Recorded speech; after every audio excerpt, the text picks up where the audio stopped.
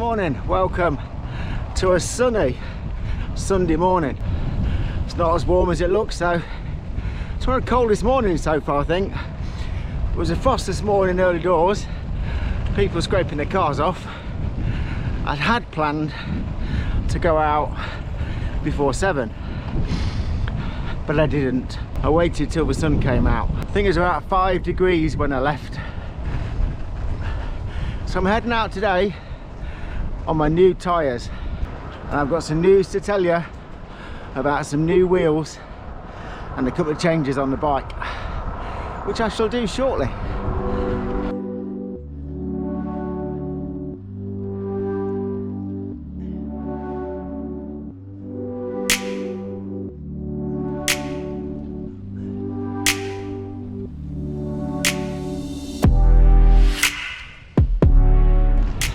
So as you may have noticed or worked out from that clip, I've still got some quite big tyres on, but they're slick. Got some 35C road tyres on. They're very nice.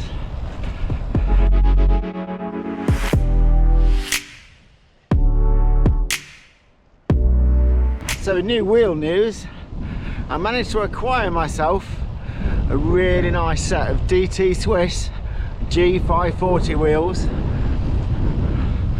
Got really wide rims, 24mm internal. That's pretty wide.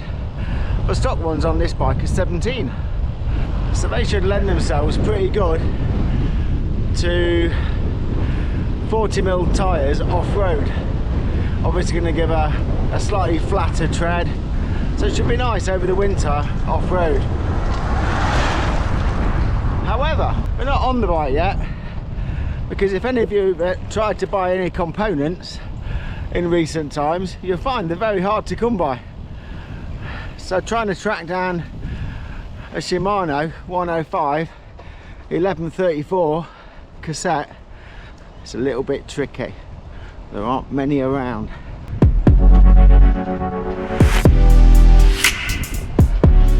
So the wheels are not quite ready to go on yet.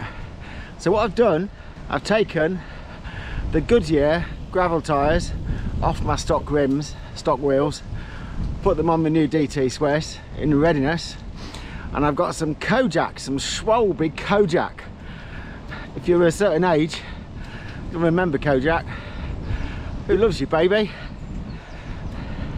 So I've got a set of Kojak tyres, another bargain off eBay, 20 quid for a pair, including postage. And they are 35C. So I fitted those. Very nice they are too. Makes it into a really nice, comfortable road bike. Still got to play around a little bit with tyre pressures, I think. Might be a little bit too hard at the minute. So basically the plan is that my normal style of riding, I shall use the DT Swiss once I've got the cassette. So I've got the flexibility to go off-road, and particularly in the winter, if it is prone to be a little bit icy or the road conditions not so good, got a little bit more grip.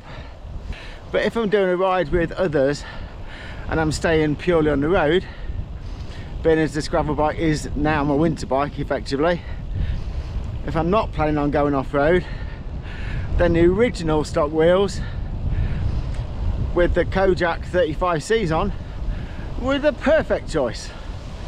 A little bit easier pedalling, a little bit faster, so all good. So being as I've just come up a hill and I'm still huffing and puffing, I'm going to resist the temptation to try to tell you too much about these wheels, but I'm going to get just down this road and I shall stop and I shall show you the tyres. So I've just come a little bit off-road to show you my road tyres. So these are fitted onto the original stock Bontrager wheels, the original wheel set with the track, and they are, as you can see, a Schwalbe Kojak. They just have, I don't know how well it's going to pick it up, but there's like a checkerboard effect on the sidewalls. And I have read where somebody reckoned that that was to help with dynamo. I'm not convinced, but as you can see, they give that nice smooth look to the bike.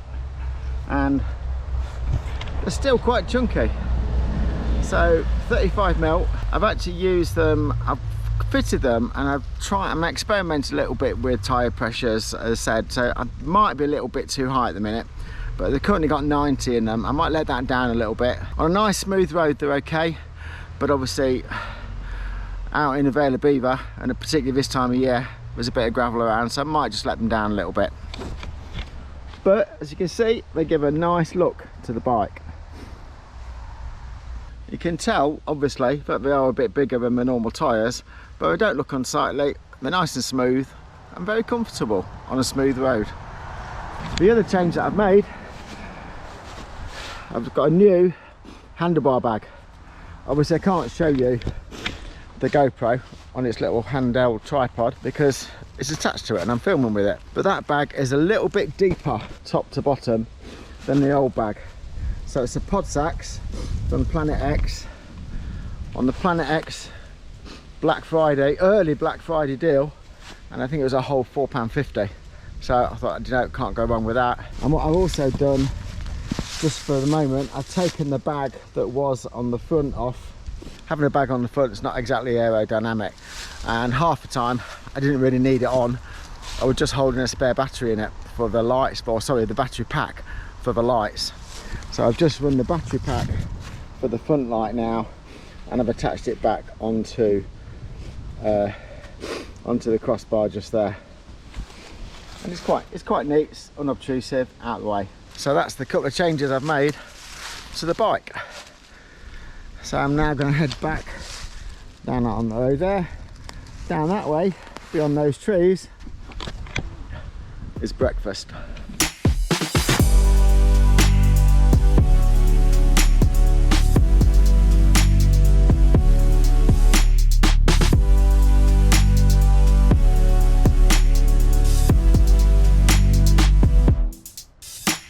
So for breakfast, I'm fancying sausage and mushroom. Not sure whether to push the boat out and add some bacon to that order. Oh yeah.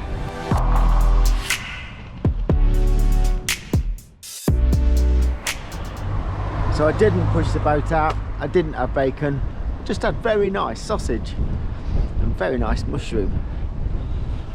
It's a bit cold though, could do with an extra layer. It's right when I'm going, but it's a little bit cold. It's that awkward time, isn't it? That autumn into winter. Leaves are almost off the trees. Not quite, there's a few leaves hanging on, but not too many.